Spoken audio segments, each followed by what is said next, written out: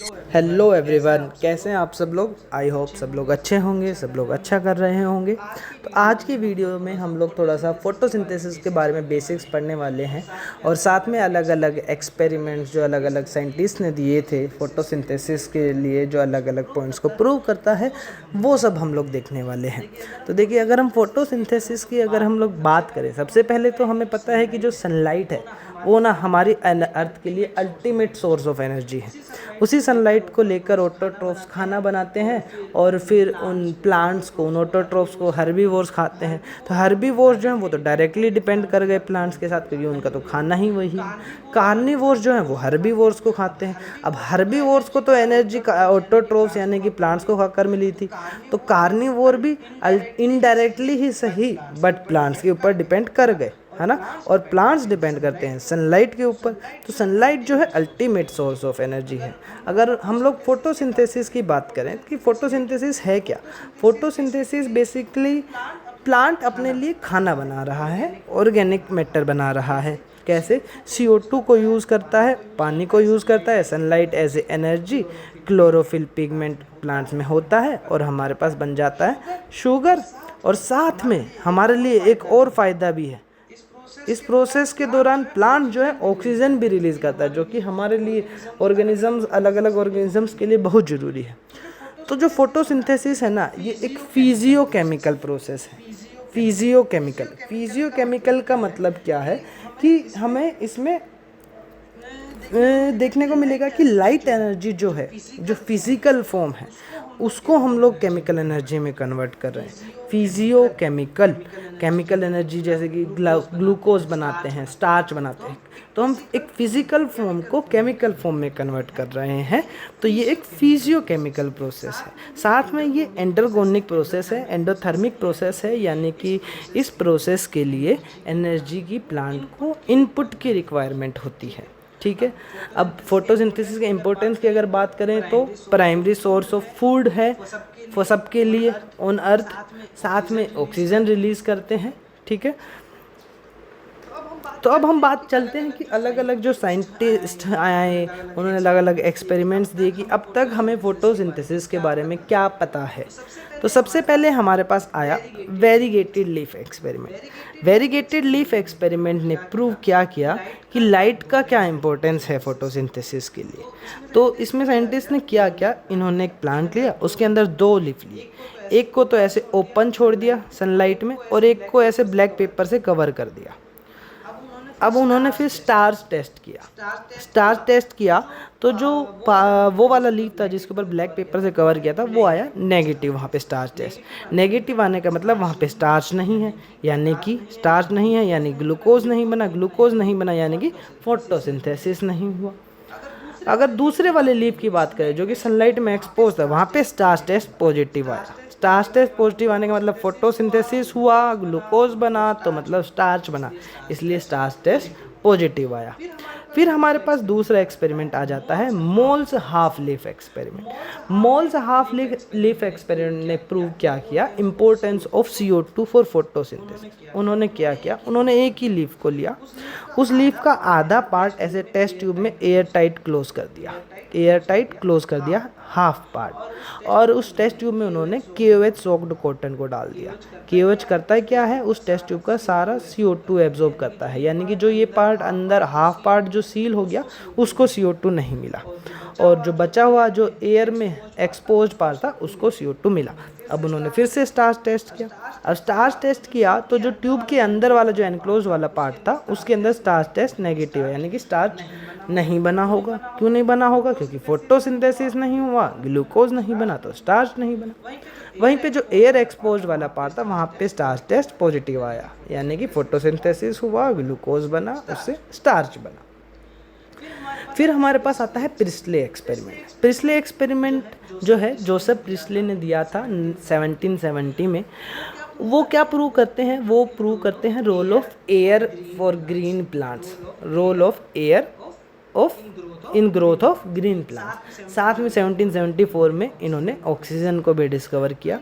तो इन्होंने जो सेटअप लिया था, उन्होंने ऐसे 4 फ्लास्क लिए, बेल जार, साथ में एक माउस लिया, एक कैंडल लिया और एक प्लांट लिया। तो पहले सेटअप में इन्होंने क्या किया, बर्निंग कैंडल और माउस को साथ में रखा सिर्फ। जल्दी ही जो कैंडल था वो बुझ गया और माउस भी साथ में मर गया। दूसरों में उन्होंने क्या किया, माउस और कैंडल के साथ ऐसे एक प्लांट को भी रख दिया। अब थोड़ी देर बाद उन्होंने देखा, जितनी देर में उधर वो बर्न ऑफ हो गई थी, पूरी कैंडल एग्जॉस्ट हो गई थी, माउस मर गया था, यहाँ पर वैसा नहीं हुआ। यहाँ पे माउस जिंदा है, कैंडल बर्न कर रहा है। तो प्रिस्टले ने क्या कंक्लूजन दिया कि जो बर्निंग कैंडल था पहले सेटअप में और जो एनिमल जो ब्रीथ कर रहा था समहाउ एयर को डैमेज कर रहा था, बट दूसरे में जब उन्होंने प्लांट को रखा तो प्लांट ने उस एयर को ना रिस्टोर कर दिया। भले ही जो ब्रीदिंग एनिमल था या फिर कैंडल था, उन्होंने एयर को डैमेज जो भी किया था, प्लांट ने उसको रिस्टोर कर दिया। ठीक है, तो उन्होंने रोल ऑफ एयर बताया इन ग्रोथ ऑफ ग्रीन प्लांट्स। ठीक है, फिर हमारे पास एक साइंटिस्ट आए हमारे जैन इंजनहाउस, इन्होंने एक एक्सपेरिमेंट दिया, इन्होंने प्रूव किया सनलाइट कितना इंपॉर्टेंट है फोटोसिंथेसिस के लिए। फिर से अब की बार इन्होंने जो था एक एक्वेटिक प्लांट को लिया, हाइड्रिला को लिया। ठीक है, अब उन्होंने हाइड्रिला के साथ क्या उसको हाइड्रिला को एक बार लाइट में रखा और एक बार डार्क में रखा। जब उन्होंने उसको लाइट में रखा तब तो उन्हें ऑक्सीजन के बबल्स, एक्वेटिक प्लांट है ना, तो बबल्स की फॉर्म में देखने को मिलेंगे ऑक्सीजन, क्योंकि प्लांट्स तो अंडर वाटर है। तो जब लाइट में रखा तब तो ऑक्सीजन बबल्स दिखाई दिए, जब लाइट नहीं है, सनलाइट नहीं है, तो ऑक्सीजन बबल्स नहीं दिखाई दे रहे। तो उन्होंने बोला कि ग्रीन प्लांट्स जो है तभी ऑक्सीजन रिलीज करते हैं जब वो सनलाइट में प्रेजेंट हो। फिर हमारे पास एक और साइंटिस्ट आए, जूलियन वोनसेक, उन्होंने बताया कि जो ग्लूकोज बनता है फोटोसिंथेसिस के बाद वो स्टार्च की फॉर्म में स्टोर होता है। साथ में उन्होंने ये भी बताया कि एक ग्रीन सब्सटेंस है प्लांट में जो कि स्पेशल प्लांट बॉडीज़ जो कि प्लांट सेल के अंदर होती है वहाँ पे स्टोर होता है, जो कि फोटोसिंथेसिस के लिए ज़रूरी है। और आज हमें पता है वो ग्रीन पिगमेंट जो है क्लोरोफिल है और जो स्पेशल बॉडीज़ है वो क्लोरोप्लास्ट है।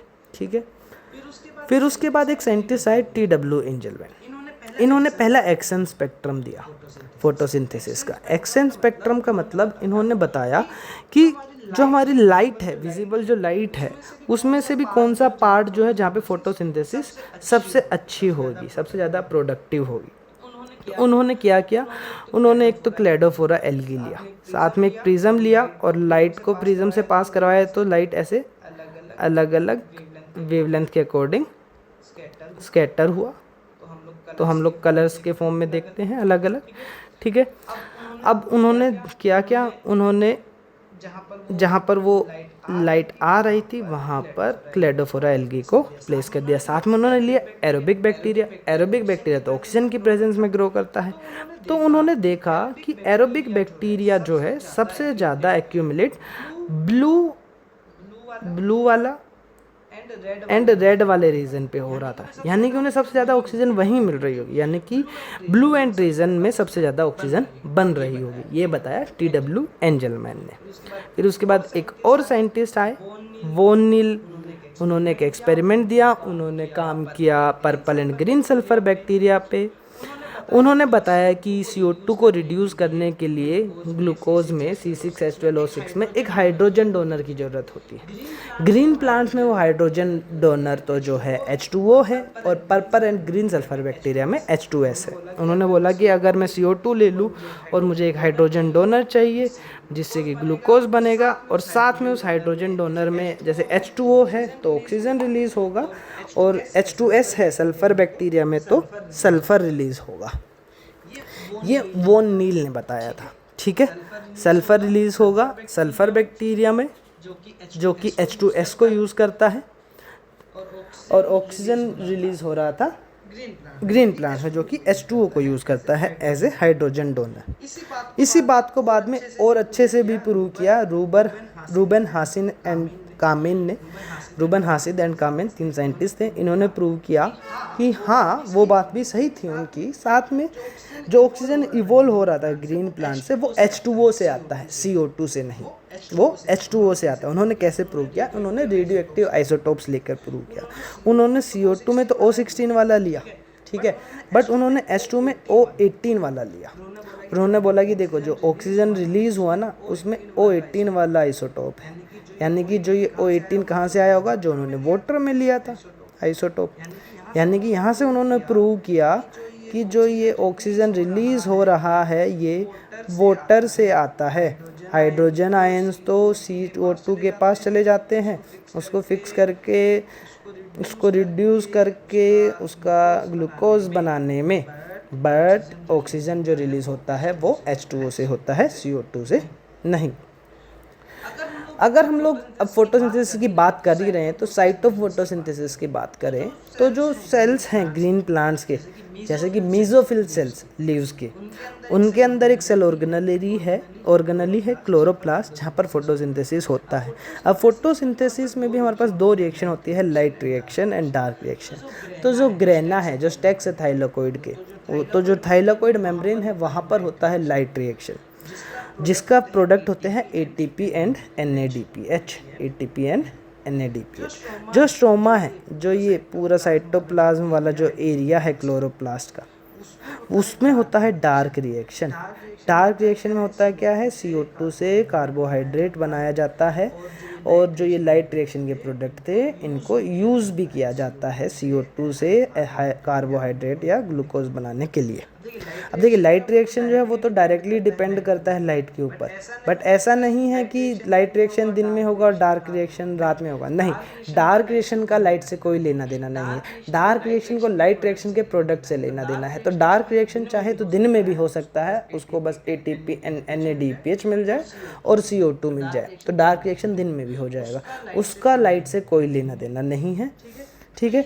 तो ये सब कुछ एक्सपेरिमेंट्स है जो फोटोसिंथेसिस शुरू करने से पहले हमें देखने थे, हमें पता होना चाहिए अलग अलग साइंटिस्ट उन्होंने क्या क्या काम किया, हमें अभी तक क्या क्या पता है फोटोसिंथेसिस के बारे में। So thank you so much, thank you for watching the video.